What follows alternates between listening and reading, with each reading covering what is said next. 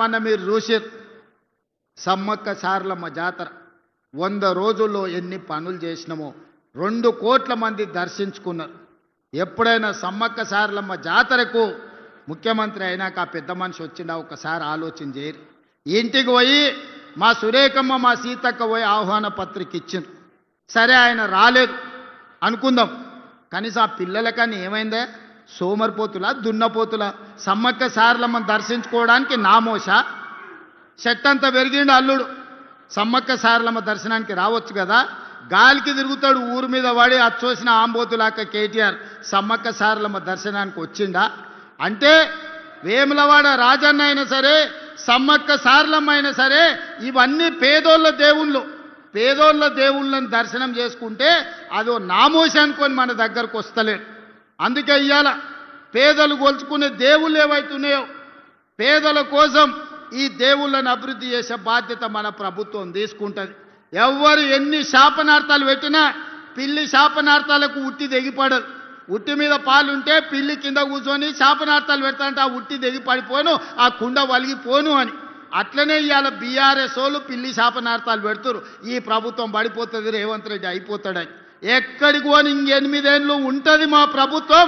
8 ఏళ్ళు తెలంగాణ రాష్ట్రాన్ని దేశానికి నెంబర్ 1 రాష్ట్రంగా దేశంలోనే అత్యధిక ఉద్యోగాలు అత్యధిక అభివృద్ధి అత్యధిక సంక్షేమ పథకాలు చేసి దేశంలోనే నెంబర్ 1 రాష్ట్రంగా తెలంగాణ రాష్ట్రాన్ని అభివృద్ధి చేసే బాధ్యత మేమందరం తీసుకుంటాం. అదేవిధంగా కరీంనగర్లో పెద్ద సమస్య డంప్ యార్డ్ నాకు తెలుసు. అందుకే కరీంనగర్కి ఈనాడు ఔటర్ రింగ్ రోడ్డు లేదు. హైదరాబాద్ అభివృద్ధి చెందడానికి ప్రధానమైన కారణం ఔటర్ రింగ్ రోడ్డు అంతర్జాతీయ ఎయిర్పోర్ట్. అందుకే ఇవాళ కరీంనగర్కి ఔటర్ రింగ్ రోడ్డుతో పాటు వరంగల్ కూడా ఔటర్ రింగ్ రోడ్డు ఇచ్చి వరంగల్లో ఎయిర్పోర్టును అభివృద్ధి చేసి ఈ రెండింటిని కలుపుతాం. జంట నగరాలలాగా కరీంనగర్ను వరంగల్ని అభివృద్ధి చేసి ఈ రెండింటి మధ్యలో ఒక పెద్ద డంపింగ్ యార్డ్ తీసుకొచ్చి అక్కడ విద్యుత్తు ఉత్పత్తి చేసి ఒక దేశానికి ఆదర్శంగా ఉండే మున్సిపల్ కార్పొరేషన్స్గా వరంగల్ అండ్ కరీంనగర్ని తీర్చిదిద్దుతాం. ఎవరు ఎన్ని అడ్డంకులు కల్పించినా ఎన్ని రంకెలేసినా బీజేపీ వాళ్ళు సిల్లి గవ్వ తేరు. మోడీ ముందల నిలబడి అడిగే ధైర్యం నాదే. మా ఈడ బండి గుండు బాగానే మాట్లాడతారు ఈడ మైకుల ముందల, కానీ మోడీ ముందల వీళ్ళకి నిలబడి అడిగే ధైర్యం ఉందా? మోడీ నుంచి చిల్లి గవ్వ తెచ్చే ధైర్యం ఉందా? మోడీ వీళ్ళకి అపాయింట్మెంట్ అని ఇస్తాడా? మోడీ దగ్గరికి వీళ్ళ ముఖమే చల్లదు, వీళ్ళ ముఖమే గుర్తు పట్టాడు. మోడీ గుర్తు పట్టేటట్టుంటే Karimnagar outer ring road Bandi Sanjay దేవాలి, వరంగల్ ఔటర్ రింగ్ రోడ్డు తీసుకురావాలి. ఇవాళ కరీంనగర్ అభివృద్ధికి నిధులు మంజూరు చేయించుకురావాలి. ఇవాళ నిజంగానే మోడీ దగ్గర మీకు పరపతి ఉంటే కాళేశ్వరంలో 1000 కోట్లు కొల్లగొట్టిన కేసీఆర్ హరీష్ను బొక్కలు వేయాలి. కారు దందాలు ఇవాళ సంపాదించిన కేటీఆర్ను బొక్కలు వేపియాలి బండి సంజయ్ గారు. మీరు ఈడుండి మా వాళ్ళని బెదిరించుడు మా వాళ్ళ మీద రంకెలేసుడు కాదు బండి సంజయ్ గారు. మీ శాతనైతే కేసీఆర్ను బొక్కలు వేపియండి.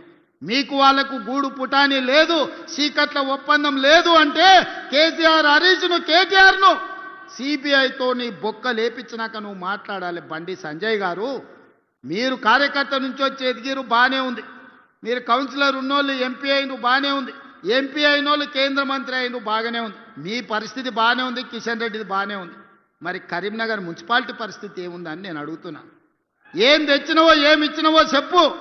మీటింగ్ పెట్టుడు కాదు, మీ జాతీయ అధ్యక్షుని తెచ్చుడు కాదు, ఢిల్లీ నుంచి ఏం నిధులు తెచ్చినవో లెక్క చెప్పు. అది మాత్రం శాత కాదు. చేసేటోళ్ళ కాళ్ళల్లో కట్టె పెట్టురు వాళ్ళతో చేరి. గట్లాంటి వాళ్ళతో ఎవడని చేరుతాడే బయటికి మాట్లాడతావు కానీ లోపల ఏం జరుగుతుందో నీకు తెలియదా బండి సంజయ్ గారు? మీ నాయకత్వం కేసీఆర్ కేటీఆర్తో ఎట్లా కలిసిపోయినో మీకు తెలియదా? మీ కిషన్ రెడ్డి ఎప్పుడైనా హైదరాబాద్లోకి వాళ్ళకు వ్యతిరేకంగా మాట్లాడిండా? మీ కిషన్ రెడ్డికి నోరని తెరిసే ధైర్యం ఉందా కేసీఆర్కు కేటీఆర్కు వ్యతిరేకంగా? బండి సంజయ్ గారు మీకు కనిపిస్తలేదా మీ నాయకులు ఎవరెంబడి తిరుగుతుర్రో? అందుకే మిత్రులారా, ఇవాళ తెలంగాణ రాష్ట్రాన్ని అభివృద్ధి చేసుకోవాలన్నా తెలంగాణ రాష్ట్రంలో మున్సిపాలిటీలకు నిధులు ఇవ్వాలన్నా ఇవాళ కాంగ్రెస్ పార్టీతోనే సాధ్యమవుతుంది. ఇవాళ సమస్యలు పరిష్కరించే బాధ్యత కాంగ్రెస్ పార్టీ తీసుకుంటుంది. అందుకే మిత్రులారా, ఇంత మంచి కార్యక్రమాన్ని ఏర్పాటు చేసి